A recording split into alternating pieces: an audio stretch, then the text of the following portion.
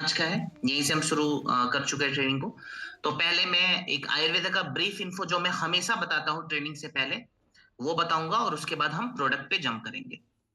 सो देखिए, आयुर्वेदा के बारे में अगर बातें की जाए तो डब्ल्यूएचओ ये बताता है कि दुनिया की सबसे प्राचीन चिकित्सा पद्धति में से एक आयुर्वेदा भी है।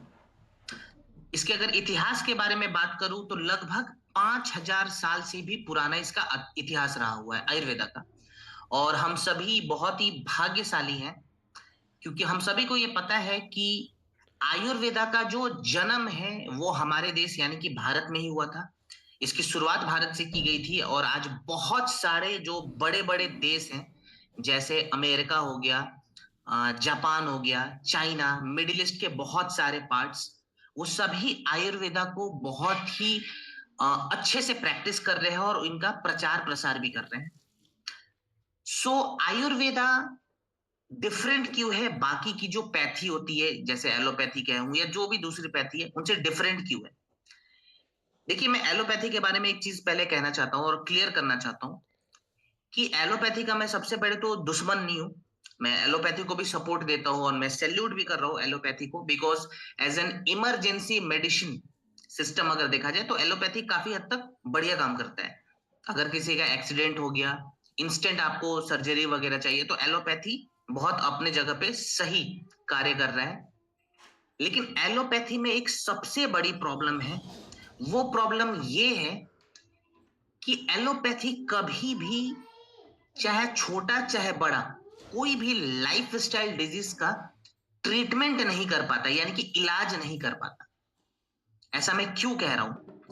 देखिए, एलोपैथी के जितने भी एक्सपर्ट्स हैं वो हमेशा एक चीज बोलते हैं कि अगर आपको कोई बीमारी है, उस बीमारी को हम क्योर नहीं कर पाएंगे, हम ठीक नहीं कर पाएंगे, हम खाली सिम्टम्स को सप्रेस कर देंगे, यानी कि दबा देंगे। एग्जाम्पल के तौर पे, अगर किसी को माइग्रेन की समस्या है, उसका हेडेक बहुत ज्यादा बढ़ा हुआ है, आप किसी भी एलोपैथी डॉक्टर के पास जाते हैं, डॉक्टर आपको पेन किलर दे देगा और बोलेगा कि जब भी दर्द है आप पेन किलर खा लिया करो। लेकिन ये माइग्रेन हुआ क्यों है, इसको हम लोग ठीक कैसे कर सकते हैं, ये पेन किलर खाने का जो ड्यूरेशन है वो कितने महीने रहेगा, ये डॉक्टर कभी नहीं कहेगा। Same thing goes with diabetes also. अगर किसी को भी डायबिटीज की समस्या होती है और वो इंसान अगर किसी एलोपैथी डॉक्टर के पास जाता है, तो डॉक्टर उसे ये नहीं कहेगा कि 6 महीने का प्रोसेस है, आपको फॉलो करना है और आपका डायबिटीज रिवर्स होगा। ये डॉक्टर कभी नहीं कहता है। डॉक्टर कहेगा, हाँ जी, आपको डायबिटीज की समस्या हो गई है, तो आप एक काम करो, आप जिंदगी भर दवाई खाओ, जब तक आप मर नहीं जाते आपको दवा खानी है। यही बोलता है ना डॉक्टर। सो ये एक सबसे बड़ी प्रॉब्लम है एलोपैथी के साथ, कि एलोपैथी कभी भी बीमारियों के रूट कॉज पे काम नहीं कर रहा। इसीलिए आज के डेट में, जहां तक मैंने ऑब्जर्व किया हुआ है और आप लोगों ने भी इस चीज को जरूर विटनेस करा होगा, कि जैसे जैसे मॉडर्न मेडिसिन एडवांस होते चली गई, वैसे वैसे बीमारियों का स्तर भी बढ़ता चला गया।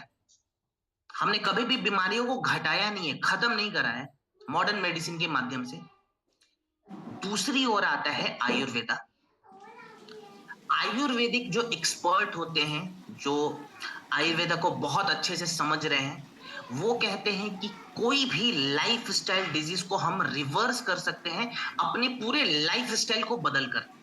अगर हमने अपने खान पान में बदलाव कर दिया, अगर हमने ऋतुचर्या का फॉलो करना शुरू कर दिया, ऋतुचर्या के हिसाब से अपने डाइट में चेंजेस लाने शुरू कर दिए, अपने जीवन शैली को बदलना शुरू कर दिया, और हम सटीक जड़ी बूटियों का अगर सेवन कर रहे हैं, तो फिर हम आयुर्वेदा के माध्यम से बीमारियों को रिवर्स कर सकते हैं। इसीलिए आपने देखा होगा कि बहुत सारे हजारों लाखों लाइफ स्टाइल डिजीज के जो पेशेंट होते हैं, जब वो हर जगह से थक हार जाते हैं और लास्ट में जब वो आयुर्वेदा को अपनाते हैं, तो बाद में उन्हें आयुर्वेदा पे भरोसा हो जाता है। एक बहुत ही पॉपुलर केस स्टडी भी है, जो हाल फिलहाल की ही केस स्टडी है।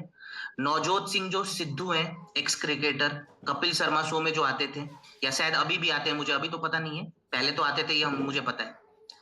उनकी वाइफ को स्टेज 4 का ब्रेस्ट कैंसर हुआ था। और आपको मैं बता दूं, स्टेज 4 में जो बचने के चांसेस होते हैं एलोपैथी के हिसाब से, वो कितना परसेंट होता है? 0%। यानी कि डॉक्टर कहता है, भैया अब एक स्टेज 4 पे आप जा चुके हो, अब नहीं बचोगे, घर जाओ, खाना पीना खाओ, थोड़े समय में आप ऊपर जाने वाले हो। सो उनकी वाइफ को चौथे स्टेज का कैंसर हुआ था, ब्रेस्ट कैंसर। और दुनिया में जो सबसे बढ़िया ट्रीटमेंट होता है कैंसर का, चाहे वो रेडियोथेरेपी हो, चाहे वो कीमोथेरेपी हो, वो होता है अमेरिका में। तो उनको अमेरिका ले जाया गया था।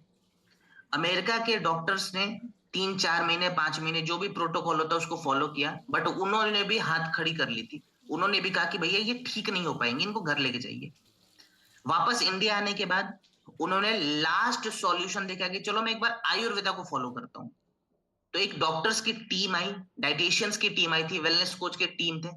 सब ने मिलके उनके बॉडी टाइप को डायग्नोस करके एक आयुर्वेदिक प्रोटोकॉल को तैयार करा। और 8 से 9 महीने के ट्रीटमेंट के बाद नवजोत सिंह सिद्धू ने खुद प्रेस कॉन्फ्रेंस करके रिपोर्ट्स को दिखाया था कि 9 महीने के अंदर चौथे स्टेज का कैंसर जो था वो बिल्कुल ठीक हो गया। सो आयुर्वेदा की ताकत यहां पे हम देख सकते हैं।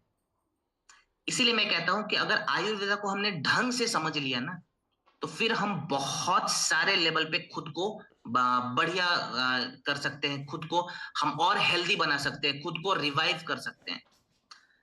सो यहीं पे रोल आता है हमारी कंपनी का, यानी कि AWPL का। So basically AWPL is a wellness company which is 100% inspired by Ayurveda. हम अपने जितने भी लाइफस्टाइल डिजीज के प्रोडक्ट बनाते हैं वो सभी आयुर्वेदा से इंस्पिरेशन लेके बना रहे हैं। और आज हमारे प्रोडक्ट के जो रिजल्ट्स हैं वो आप लोगों ने देखा भी होगा इंटरनेट वगैरह पे। बहुत सारे लोगों ने अपने रिपोर्ट्स को भी दिखाया है। सो AWPL को अगर मैं सरल भाषा में समझाऊं तो एंशियंट आयुर्वेदा और मॉडर्न साइंस को जोड़ने वाला एक ब्रिज है ये।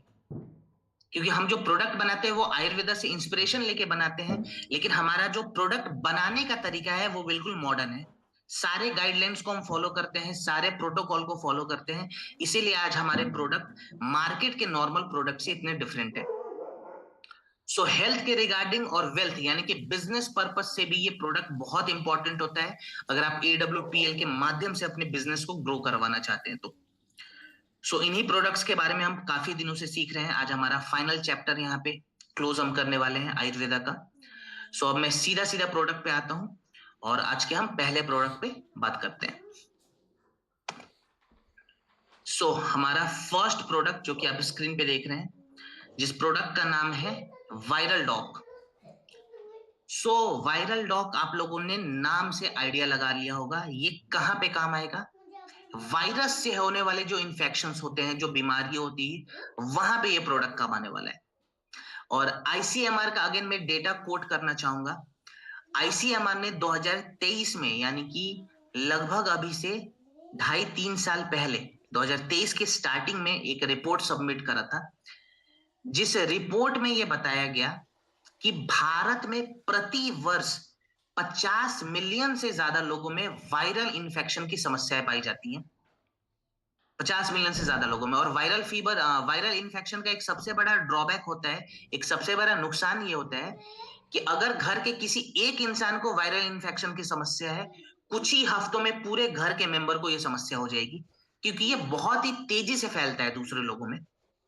सबसे बड़ी जो वायरल इन्फेक्शन की समस्या हमने देखी थी वो था कोरोना वायरस।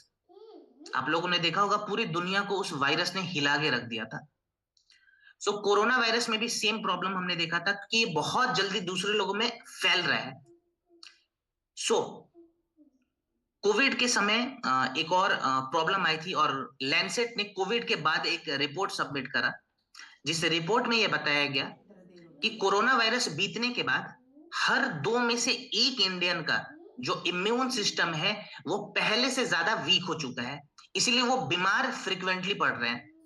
आपने देखा होगा पहले के मुकाबले अभी लोग ज्यादा बीमार पड़ते हैं। बहुत सारे जो केसेस है वो अब ज्यादा बढ़ गए। एग्जाम्पल के तौर पे हार्ट अटैक के जो केसेस हैं पहले के मुकाबले अभी 10 गुना 20 गुना ज्यादा बढ़ चुका है। और वायरस से आयुर्वेदा की दृष्टि में अगर मैं बताऊं तो हमारे शरीर में क्या प्रॉब्लम होती है। देखिए, अगर हमारे शरीर में बार बार वायरस का प्रभाव आएगा, वायरस अगर बार बार अटैक करता है हमारे शरीर पे, तो हमारे शरीर का जो ओजस है वो खराब हो जाएगा, डिस्टर्ब हो जाएगा बिल्कुल। ओजस किसे कहते हैं? देखिए, ओजस को आयुर्वेदा कहता है कि ये हमारे शरीर का अंतिम और सबसे शुद्ध रस है। ओजस का कार्य क्या होता है? हमारे मेंटल और फिजिकल बॉडी को कंट्रोल करना, हमारे मेंटल फंक्शंस को भी कंट्रोल कर रहा है और फिजिकल बॉडी को भी कंट्रोल करता है, यानी कि बैलेंस करता है। ओजस बनता कैसे है? देखिए, मैं बहुत ही बड़ी चीज होती है ओजस, में बहुत शॉर्ट में समझा रहा हूं क्योंकि आपको पता है कि यहाँ पे बहुत डिटेल्स में अभी मैं नहीं बता पाऊंगा। सो आप ऐसे समझे कि हमारे शरीर में सप्त धातु होते हैं। ये सप्त धातु कौन कौन से धातु हैं? पहला धातु होता है रस धातु, जिसको हम प्लाज्मा कहते हैं। सेकेंड धातु आता है रक्त धातु, जिसको हम ब्लड कहते हैं। तीसरा धातु आता है जिसको हम कहते हैं मेद धातु, यानी कि हमारे शरीर का हेल्दी फैट। चौथा धातु आता है ममसा धातु, जिसको हम कहते हैं मसल्स, हमारे शरीर के जो मसल्स है वो। पांचवा धातु जिसको हम अस्थि कहते हैं, यानी कि हमारे शरीर की जो हड्डियां हैं। जो छठा धातु है उसको हम कहते हैं मज्जा धातु, यानी कि हमारे शरीर के जो बोन मैरोज हैं। और जो सातवां धातु होता है, पुरुषों में होता है शुक्र, और महिलाओं में जो होता है उसे हम इंग्लिश में ओवम वगैरह कहते हैं, यानी कि स्पर्म और ओवम, जिसको हम शुक्र धातु कहते हैं। तो हमारे शरीर के जो सप्त धातु हैं, इन सप्त धातु को चलाने के लिए न्यूट्रिशन का लेना बहुत जरूरी हो जाता है। जब भी हम न्यूट्रिशन अपने शरीर में लेते हैं, यानी कि खाना पीना खाते हैं, वो खाना हमारे शरीर के सप्त धातुओं में मिलता है, और सप्त धातुओं से हमारे शरीर के ओजस का निर्माण होता है। और ओजस का कार्य क्या आप सभी को पता होगा, हमारे फिजिकल ग्रोथ को और मेंटल ग्रोथ को कंट्रोल करना, यानी कि बैलेंस करना। सो वायरस के प्रभाव से हमारे शरीर के सप्त धातु और ओजस जो है वो वीक होने लगते हैं। इसी के कारण हम बार बार बीमार पड़ रहे हैं। तो इन सभी फैक्टर्स को देखते हुए हमने जो फॉर्मूला तैयार करा हुआ है वायरल डॉक, ये यहाँ पे काम आएगा, यानी कि हमारे ओजस को ये मजबूत रखता है। सो इसके अंदर हमने कौन कौन सी जड़ी बूटी ऐड करी हुई, कुछ इसके मेन जो हाइलाइट्स है उन पे मैं बात करना चाहूंगा। जैसे इसके अंदर हमने सबसे पहले गिलोय का इस्तेमाल करा हुआ है। गिलोय हमारे शरीर के अंदर एज एन इम्यूनोमॉड्यूलेटर काम करता है। इम्यूनोमॉड्यूलेटर क्या है? हमारे इम्यून सिस्टम को बैलेंस करने का जो प्रोसेस है, इसी को इम्यूनोमॉड्यूलेटर कहा जाता है। अब इम्यून सिस्टम को मैं बार बार कहता हूं कि बैलेंस करना जरूरी है। मैं कभी ये नहीं कहता हूं कि इम्यून सिस्टम को बहुत बढ़ा लो, मैं कहता हूं बैलेंस करो। बैलेंस करना क्यों जरूरी है? देखिए, इम्यूनिटी हमारी अगर ड्रॉप होती है तो हम सभी को पता है कि हम बीमार पड़ते हैं, सर्दी खांसी जुकाम की समस्या आएगी। लेकिन अगर हमारा इम्यून सिस्टम एक बैलेंस लाइन से ऊपर चला गया तो भी हमारे शरीर में बहुत सारी दिक्कतें आएंगी। इन प्रॉब्लम्स को कहा जाता है auto immune disease. Auto immune disease में हमारा जो इम्यून सिस्टम है हमारे शरीर का ही दुश्मन हो जाएगा। ऑटो इम्यून डिजीज में बेसिकली होता क्या है, एग्जाम्पल के तौर पे अगर आपको खांसी की समस्या है, अब आपका इम्यून सिस्टम उस खांसी को इतना बढ़ा देगा कि आपको अस्थमा की दिक्कत हो जाएगी। अगर आपको थोड़ी बहुत इचिंग की समस्या है तो आपका इम्यून सिस्टम उस इचिंग को इतना ज्यादा बढ़ा देगा कि आपको स्किन सिरोसिस की समस्या हो जाएगी। तो ये सभी ऑटो इम्यून डिजीज है, जैसे कि रिमेटॉइड अर्थराइटिस, ये भी एक ऑटो इम्यून डिजीज है। डायबिटीज टाइप 1, ये भी एक ऑटो इम्यून ही डिजीज है। सो गिलोय हमारे शरीर के इम्यून सिस्टम को बैलेंस करता है, ना ऊपर ले जाएगा ना नीचे ले जाएगा, बैलेंस करेगा। इसीलिए हमने इसके अंदर गिलोय का इस्तेमाल करा हुआ है। प्लस इसके अंदर हमने तुलसी का इस्तेमाल करा हुआ है। सो तुलसी में एंटी वायरल प्रॉपर्टीज होती है जो कि वायरस के प्रभाव से हमें बचाते हैं, और लंग की जो कैपेसिटी होती है उसको इनहेंस करता है। कालमेघ हमने इस्तेमाल करा हुआ है, जो वायरस का लोड हमारे शरीर पे बहुत ज्यादा पड़ता है उस लोड को कम करता है। पाइथोमेड ने 2019 में इसकी पुष्टि करी थी। मुलेठी इस्तेमाल करा हुआ है ताकि हमारे पूरे थ्रोट एरिया को और लंग्स को सूद कर सके। और नीम हमने इस्तेमाल करा हुआ है ताकि जो हमारे शरीर में जो वायरस के वजह से जो टॉक्सिन्स बिल्डअप हो गए हैं उन टॉक्सिन्स को बाहर निकाला जा सके। सो वायरल डॉक हमें कैसे लेना है? 20 ml वायरल डॉक खाना खाने के आधे से 1 घंटे के बाद गुनगुने पानी में मिला के दिन में 2 बार। अब ये जो 20 ml था ये एडल्ट का डोज था, अगर हम बच्चे को दे रहे हैं तो डोज हम कितना रखेंगे? 5 से 10 ml के आसपास। बहुत छोटा बच्चा है, 5 ml दे दिया। बच्चे की उम्र अगर 10 साल, 12 साल, 13 साल है तो 10 ml तक हम देंगे, दिन में 2 बार। खाने पीने में क्या क्या हमें ध्यान देने हैं? तो अगर फीवर की समस्या हो रही है, किसी प्रकार की फीवर है, उस केस में सबसे पहले अवॉइड करना है मीठा। मीठा नहीं खाएंगे, ठीक है। फीवर में बहुत सारे लोग हल्दी दूध का सेवन करते हैं, मैं यहाँ पे मना कर रहा हूं।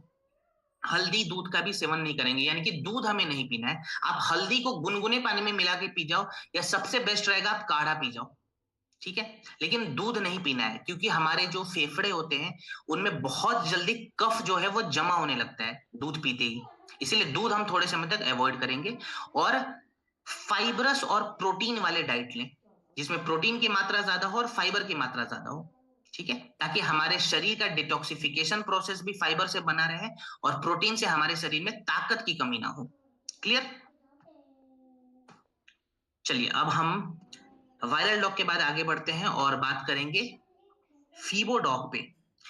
सो ये भी बुखार से जो हमें बचाने वाला प्रोडक्ट है वो हमने बनाया हुआ है, और लॉन्ग लास्टिंग फीवर में भी काम आता है। जो फ्लू वाली जो समस्या होती है, डेंगू जैसी समस्या जो है, उसमें भी ये काम आएगा। मलेरिया जैसी समस्या में भी काम आता है। बहुत सारे लोगों में आपने देखा होगा जो फ्रिक्वेंटली बीमार पड़ते हैं, लॉन्ग लास्टिंग फीवर की जो समस्या होती है, यानी कि इसके सिम्टम्स के बारे में अगर मैं बताऊं, लॉन्ग लास्टिंग फीवर का सिम्टम क्या होता है? दिन में बुखार नहीं रहता, आपने देखा होगा बहुत सारे लोगों में, लेकिन जैसे ही शाम होता है बॉडी का टेम्परेचर जो नेचुरली डाउन होना चाहिए वो बहुत ज्यादा बढ़ जाता है शाम होते होते। तो लॉन्ग लास्टिंग फीवर में भी ये प्रोडक्ट काम आएगा।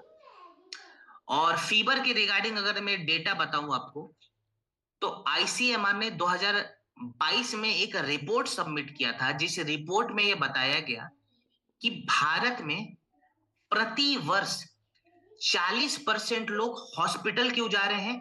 फीवर की वजह से। चाहे वो फ्लू की दिक्कत हो, चाहे वो वायरल लोड की दिक्कत हो, चाहे वो डेंगू जैसी समस्या की प्रॉब्लम क्यों ना हो, बरसात में खास करके ये समस्या बढ़ जाती है।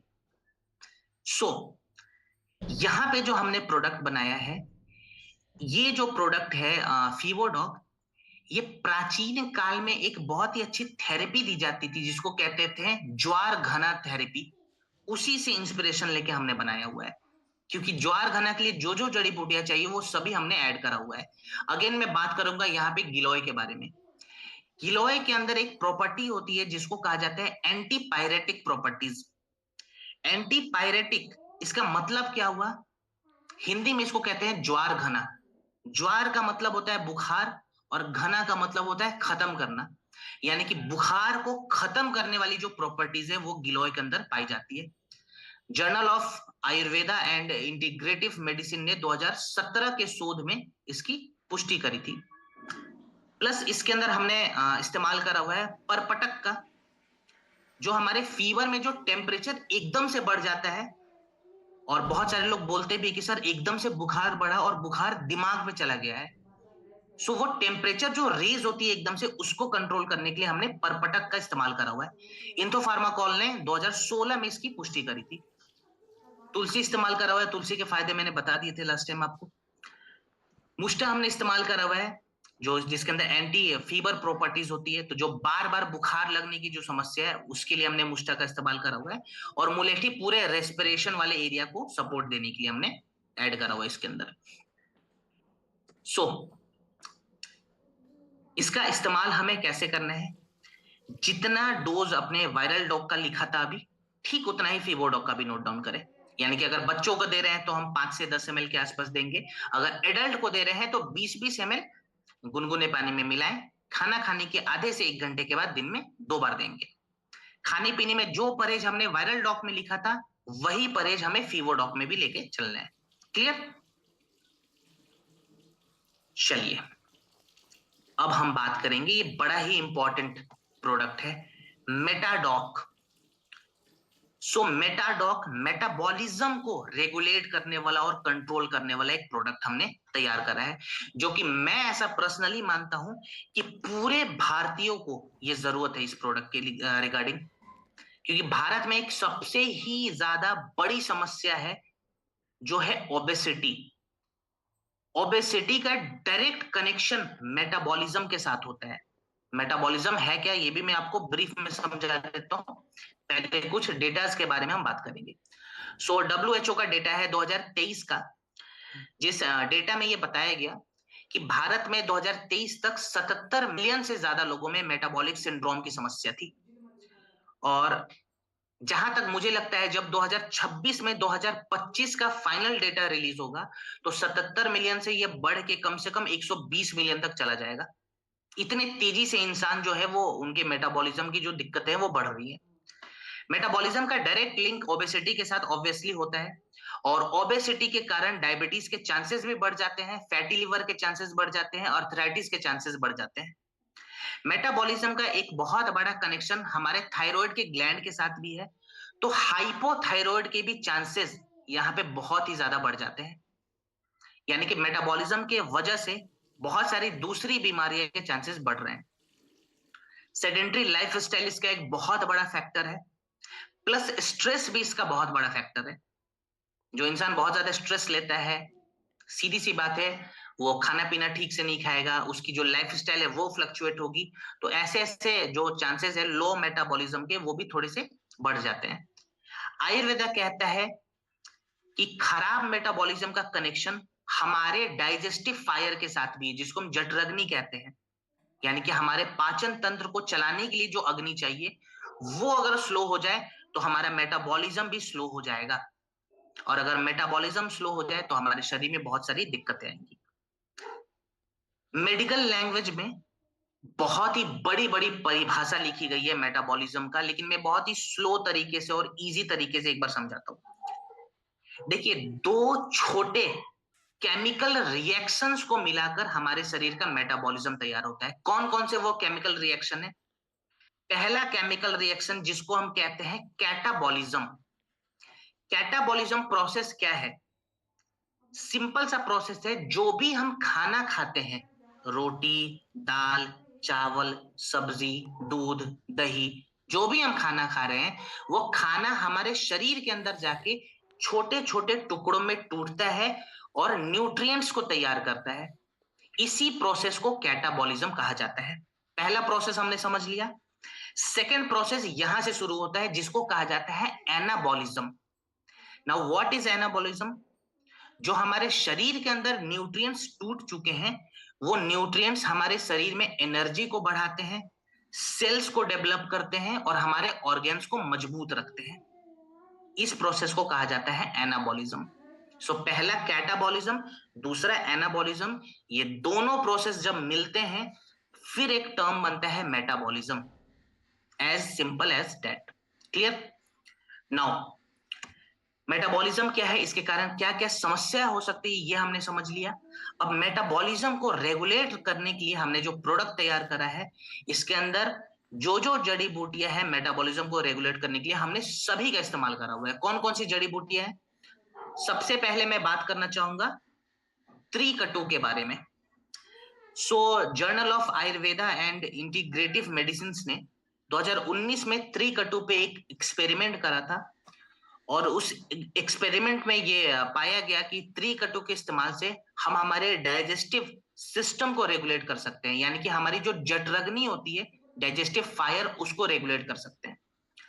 पुनर्नवा इसके अंदर हमने ऐड करा हुआ है जो कि हमारे लिवर के मेटाबॉलिज्म को इंप्रूव करेगा, और लिवर को डाइजेस्टिव किंग भी कहा जाता है, आप सभी को पता है।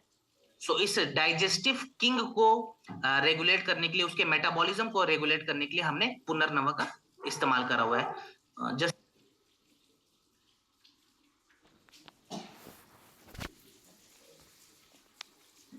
ओके, फिर इसके साथ हमने इसके अंदर गूगल का इस्तेमाल करा हुआ है जो हमारे फैट मेटाबॉलिज्म को बढ़ाता है। फैट मेटाबॉलिज्म क्या है मैं आपको बता देता हूँ। देखिए, हमारे शरीर में पहले से जो चर्बी जमी हुई रहती है ना, बहुत सारे लोग बोलते हैं सर मेरा पेट बहुत निकला हुआ है, जिसको वेसरल फैट भी कहते हैं। वो जो चर्बी जमा हुआ है हमारे शरीर में, उस चर्बी को गलाकर एनर्जी में बदलने का जो प्रोसेस है उसको फैट मेटाबॉलिज्म बोला जाता है। उसके लिए हमने गूगल का इस्तेमाल करा हुआ है। त्रिफला पूरे हमारे गट को और लिवर को डिटॉक्स करता है, प्लस अश्वगंधा है, ये हमारे स्ट्रेस को कंट्रोल करेगा, क्योंकि मैंने स्टार्टिंग में कहा था कि मेटाबॉलिज्म का कनेक्शन स्ट्रेस के कारण भी है, इसीलिए हमने अश्वगंधा का इस्तेमाल करा हुआ है। Indian journal of psychological medicine ने 2012 के शोध में इसकी पुष्टि करी थी। सो मेटाडॉक हमें लेना कैसे है, इसका डोज क्या रहेगा? खाना खाने के पहले या बाद में, दोनों समय आप इसका इस्तेमाल कर सकते हैं। चाहे तो पहले भी ले ले, चाहे तो बाद में भी ले सकते हैं, लेकिन 1 घंटे का एक गैप लगा दें। डोज कितना रहेगा? 15 से 20 ml, कम से कम आधा गिलास गुनगुना पानी होना चाहिए, उसमें मिलाकर पिएंगे, दिन में 2 बार। खाने पीने में अगर मैं परहेज बताऊं, तो सबसे पहले तो मैदा बिल्कुल हटा दे अपने डाइट से, ठीक है। सेकेंड परहेज, जो रिफाइंड शुगर होता है, जिसको हम चीनी कहते हैं, ये रिफाइंड शुगर बिल्कुल नहीं खाना है। मीठा बहुत ज्यादा मन हो रहा है, स्टीविया आप थोड़ा सा ले सकते हैं। थोड़ा बहुत अगर क्रेविंग होती है तो चाय वगैरह में, अगर आप चाय पीते हो, लेमन टी पी रहे हो या काढ़ा पी रहे हो, उसमें आप हनी मिला लो, शुगर नहीं मिलाना है। Second point, just a second, okay, second point, हमें क्या करना है? एक्सरसाइज। कौन सा एक्सरसाइज करना है? देखिए, यहाँ पे सभी के पास समय तो नहीं होगा, लेकिन मैं एक एक्सरसाइज बताना चाहूंगा, खास करके वैसे लोगों को जो अपना वजन कम कर रहे हैं। उसका नाम है सूर्य नमस्कार। 10 मिनट के लिए समय निकाल के सूर्य नमस्कार का अभ्यास जरूर करें। क्लियर? और फाइबर की मात्रा को अपने डाइट में बढ़ा दें, यानी कि फाइबरस फूड खाएंगे। चलिए ओके, अब हम बात करेंगे शिलाजीत के ऊपर। ये बहुत ही ज्यादा इंपॉर्टेंट होने वाली है, क्योंकि शिलाजीत को बहुत सारे लोगों ने मैं हमेशा कहता हूं कि हल्के में ले लेते हैं। हल्के में लिए जाने वाला ये प्रोडक्ट नहीं है। मैं तो मानता हूं कि one of the most important product है ह्यूमैनिटी के लिए। अगर आप इंसानियत को बचाना चाह रहे हैं ना, तो ये एक प्रोडक्ट भी काफी ज्यादा फायदेमंद साबित हो सकती है, क्योंकि ये हमारे मेंटल प्रॉब्लम से लेके हमारे फिजिकल प्रॉब्लम को भी ठीक करता है। बहुत सारी केस स्टडीज इस पे हो चुके हैं, रिसर्च आ चुके हैं, जहाँ पे शिलाजीत ने अपने आप को एक पॉजिटिव इम्पैक्ट के साथ खड़ा किया था और साबित करा है। तो सबसे पहले कुछ डेटास के बारे में मैं बात करना चाहूंगा। अगेन आईसीएमआर का डेटा मैं कोट करूंगा। आईसीएमआर कहता है कि भारत में हर 3 में से 1 इंसान को क्रोनिक फटीग की समस्या है। क्रोनिक फटीग का मतलब आप सिंपली ये समझो, आप खाना पीना भी खाओगे, स्टिल आपको थका हुआ महसूस होगा, और आपका जो मेंटल फंक्शन है वो धीरे धीरे स्लो डाउन हो जाएंगे, यानी कि फिजिकली और मेंटली आप इनहेंस्ड फील नहीं करते। कुछ और भी डेटाज है जो बताता है कि भारत में स्ट्रेस के कारण और बहुत सारी दूसरी प्रॉब्लम्स के कारण जो स्लीप साइकिल है वो भी खराब हो रही है। कितने लोगों में ये प्रॉब्लम्स है? 70% से ज्यादा एडल्ट्स में ये प्रॉब्लम है, यानी कि स्लीप साइकिल हमारा अच्छा नहीं है। रात को हम लेट तक जगते हैं, सुबह ठीक से सो नहीं पाते और पूरा दिन थका हुआ महसूस करते हैं, स्ट्रेस हमारा बढ़ जाता है। अगर मैं सेक्सुअल डिसऑर्डर्स के बारे में बताऊं, तो डब्ल्यूएचओ कहता है कि भारत में हर 6 में से 1 कपल को किसी ना किसी प्रकार की सेक्सुअल डिसऑर्डर की समस्या है। चाहे वो लो स्पर्म काउंट हो, चाहे वो इनफर्टिलिटी हो, महिला और पुरुष में दोनों में बात कर रहा हूं। पुरुषों के रिगार्डिंग कुछ और भी डेटास हैं जो बताता है कि भारत में 30 साल से ज्यादा उम्र के जो पुरुष हैं, उनके अंदर एक प्रॉब्लम पाई जाती है लो स्पर्म काउंट की, यानी कि उनका जो टेस्टोस्टेरोन लेवल है वो डिक्लाइन हो रहा है। और एक डेटा ये बताता है कि हर साल ये टेस्टोस्टेरोन लेवल 1% से डिक्लाइन कर रहा है, जो कि बहुत ही ज्यादा घबराने वाली बात है। सो आयुर्वेदा के दृष्टि से अगर मैं बताऊं, तो यहाँ पे कौन कौन सी प्रॉब्लम हो रही है? सबसे पहले तो हमारा जो ओजस है, जो हमने स्टार्टिंग में समझा था, ओजस हमारा खराब हो गया, हमारी अग्नि खराब होगी। और धातुओं में कौन सा धातु हमारा नीचे चला गया? शुक्र धातु, जो हमारा आखिरी धातु होता है। सो यहां पे शिलाजीत बहुत ही एक बेहतरीन सॉल्यूशन के जैसे आप इसको देख सकते हैं। पहले तो मैं बताऊं, आयुर्वेदा की जो 2 सबसे प्रमुख ग्रंथ है, चरक संहिता और सुश्रुत संहिता, उसमें भी इसके बारे में काफी चीजें लिखी गई हैं। जैसे चरक संहिता ये बताता है कि शिलाजीत के माध्यम से हम हर उस डिजीज को कंट्रोल कर सकते हैं, क्योर कर सकते हैं, जो हमारे लाइफ स्टाइल से जुड़ी हुई है। प्लस मॉडर्न साइंस एक और बात कहता है कि शिलाजीत आयुर्वेदा का सबसे मोस्ट पावरफुल रसायन है।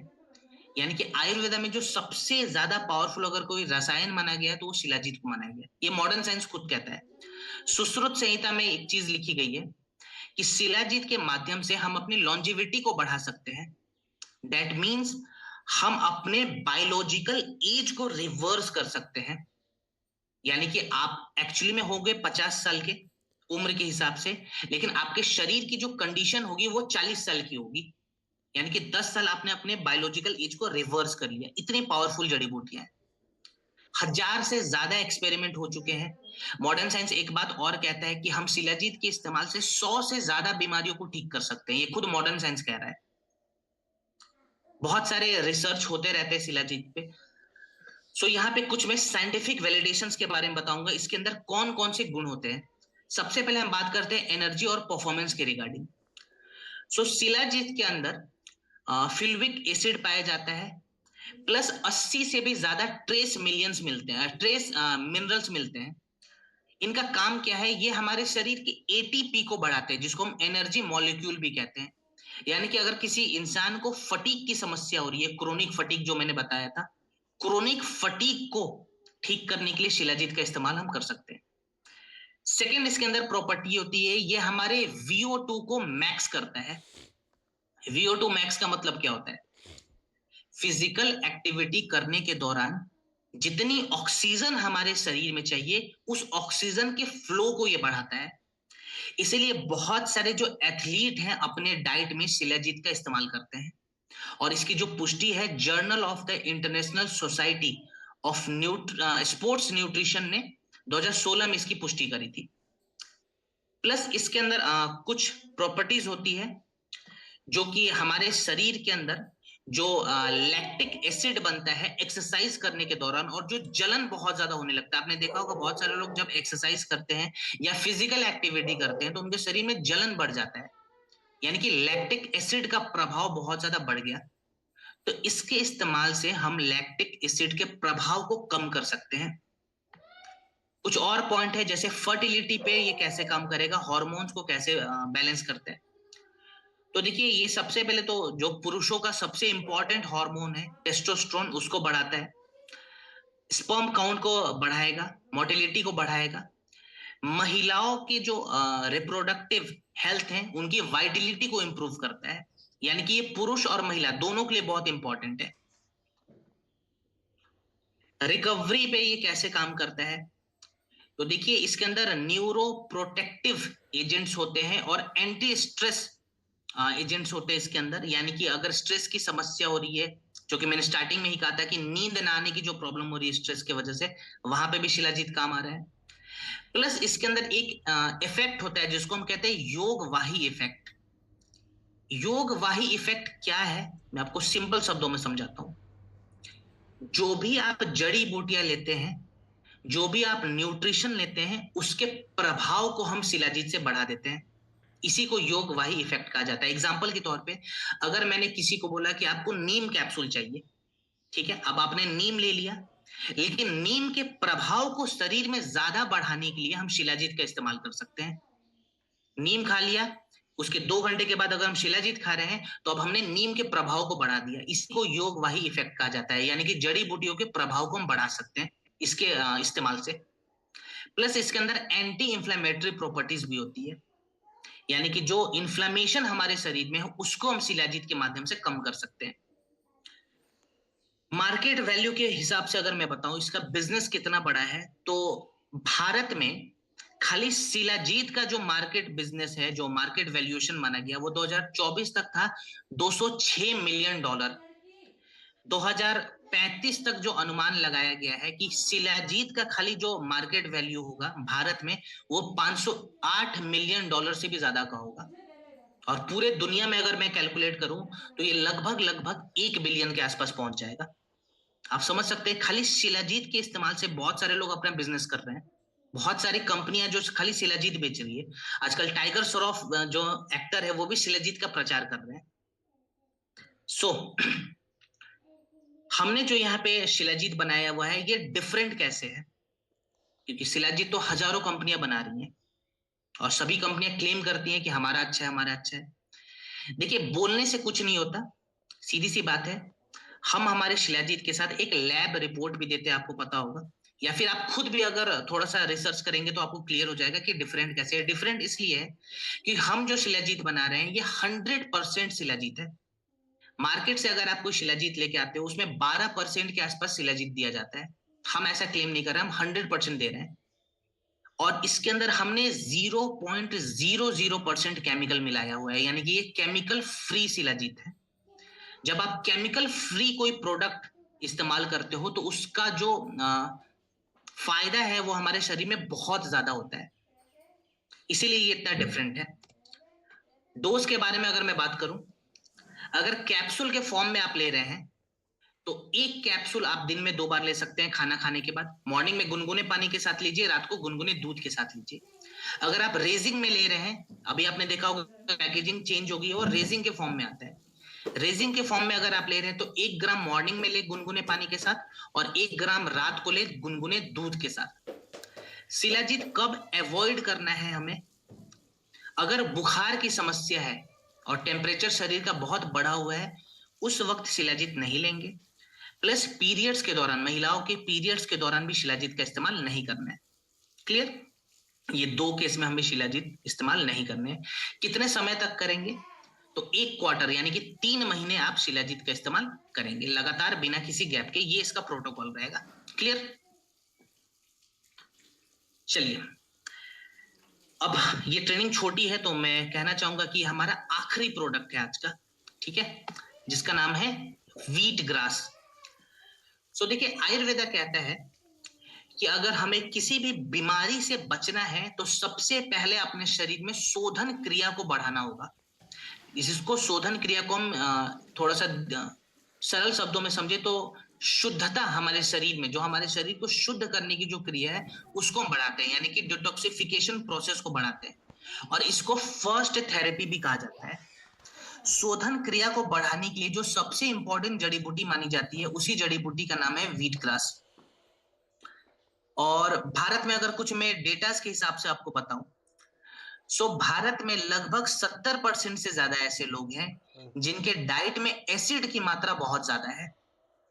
एसिड की मात्रा अगर ज्यादा होती है तो हमारे शरीर का जो पीएच है वो कहीं ना कहीं फ्लक्चुएट हो जाता है, जिसको हम पोटेंशियल ऑफ हाइड्रोजन भी कहते हैं, जिसके कारण हमारे शरीर का जो ऑक्सीजनेशन प्रोसेस है वो भी स्लो डाउन हो जाता है और बीमारियां धीरे धीरे बढ़नी शुरू हो जाती है।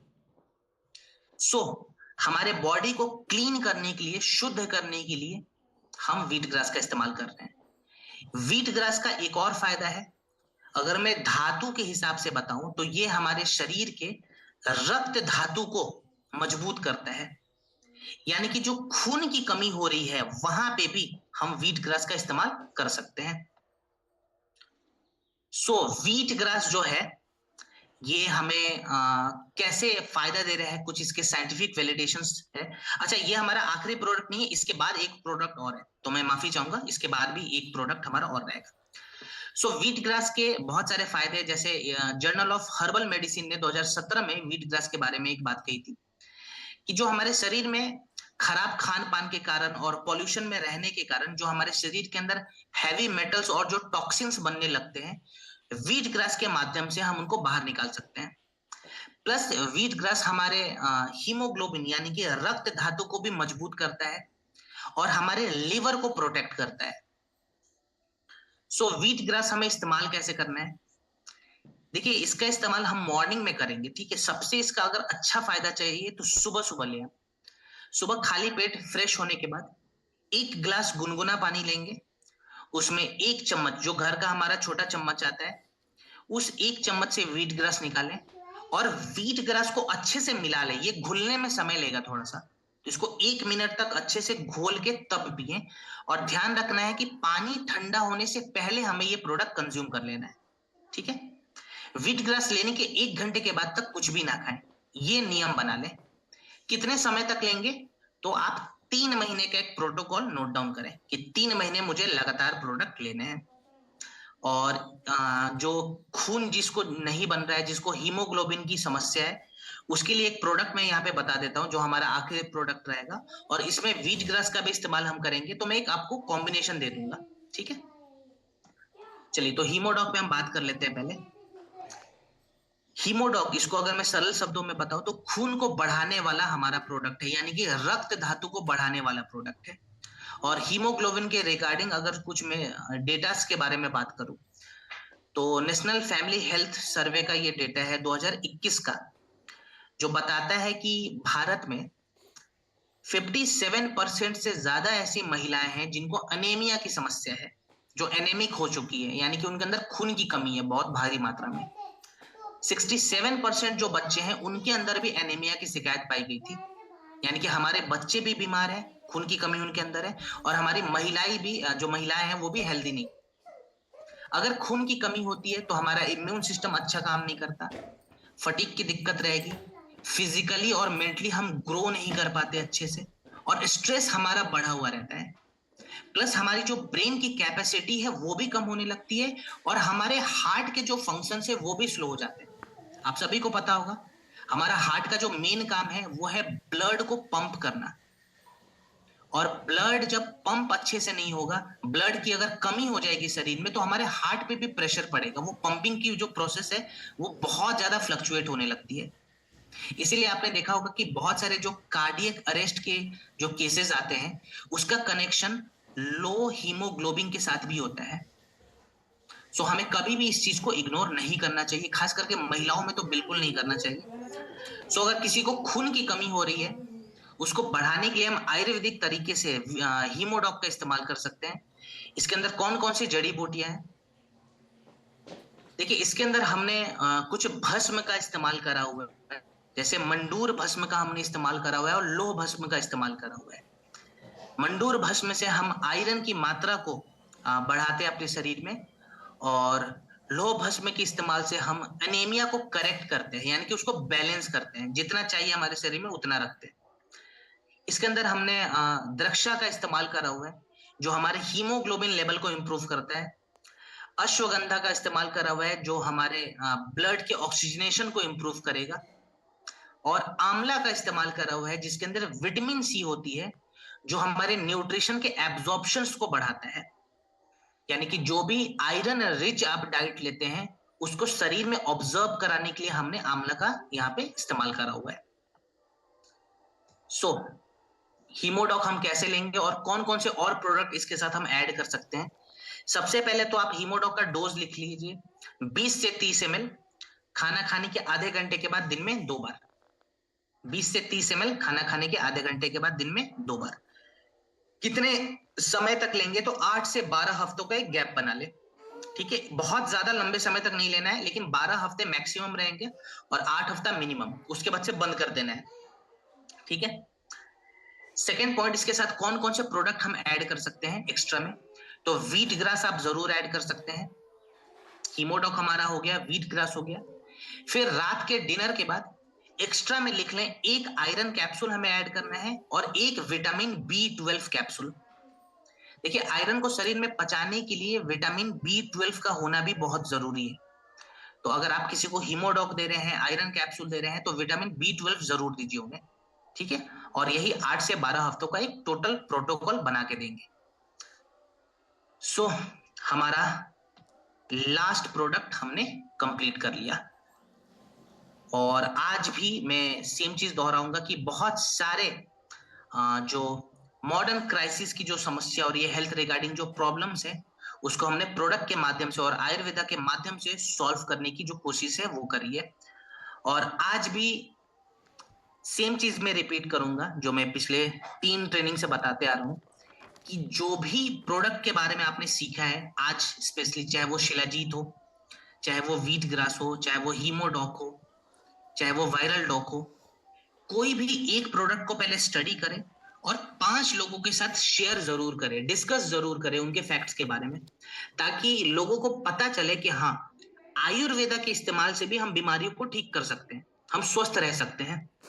क्योंकि हम लोग यहाँ पे एक एजुकेटर के जैसे काम कर रहे हैं, हम सभी वेलनेस कोच हैं, हम सभी का एक ही उद्देश्य है, वेलनेस को प्रमोट करना, आयुर्वेदा को प्रमोट करना। सो मैं उम्मीद करता हूं कि आपको ये ट्रेनिंग समझ में आई होगी। आपने बहुत सारी चीजें लिखी भी है, मैं यहाँ पे ट्रैक कर रहा था आप लोगों को। So thank you so much each and everyone. और मैं अब स्क्रीन के शेयरिंग को ऑफ कर रहा हूँ और मैं चाहता हूँ कि ट्रेनिंग